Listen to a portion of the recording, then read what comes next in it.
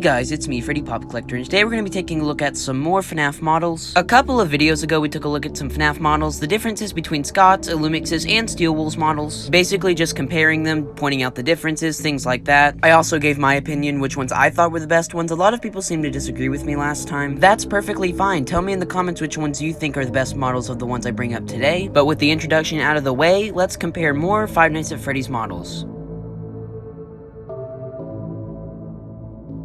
Kicking things off, we have Barney the Bunny, and until now, I didn't really notice how different these models were from each other. Last time when we looked at Freddy, they were mostly the same in terms of color and shape, but here they all look unique. The biggest difference between Steel Wool's and Scott's Bonnie is the color. One's purple and one's blue. Their guitars are also different, but that's because Bonnie's original guitar is copyrighted, and the accent colors on Steel Wool's Bonnie are white, whereas on the original, they're more of a lavender gray color. Like last time, the FNAF AR model's a lot more shiny and stays more true to the original. Coming in last place is Steel Wool's, because I think they should have made it purple, then Illumix's, and then Scott's original model. I still think the original is still the best.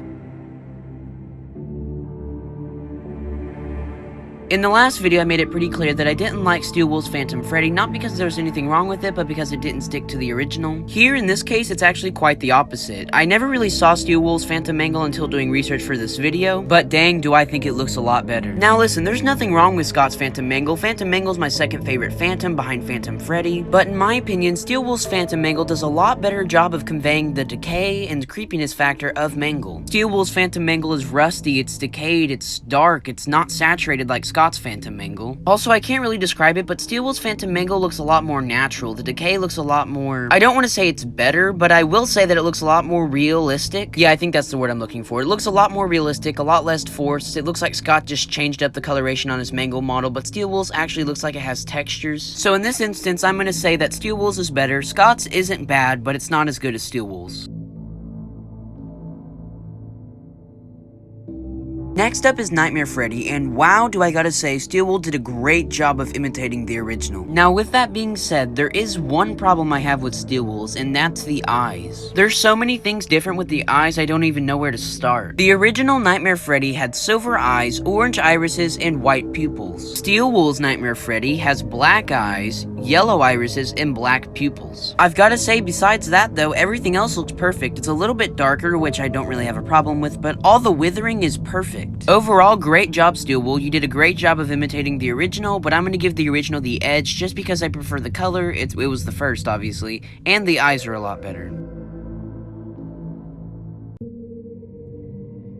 Next up is Loba, and this might be one of the most confusing model comparisons I've ever had to do. In Sister Location Custom Night and Sister Location, Loba was just a head, he didn't have a body. But for some reason, Steel Wool thought they would go ahead and give Loba a body in FNAF VR, and it was pretty cool. The only thing that I kinda got annoyed by is that they didn't remove the eyebrows like it is in the original. Also, the toy company Funko, who makes Five Nights at Freddy's merchandise, they gave Loba a body before Loba even was confirmed to have one in the game lore. This iteration of Loba had a hook, which is very confusing. I have no idea why they decided to give that. This was Scott approved, so I have no idea what's going on here. As far as which model's better, I guess Steel Wool's is better because it has a body, but the eyebrows are just painted over, which is something that really gets on my nerves.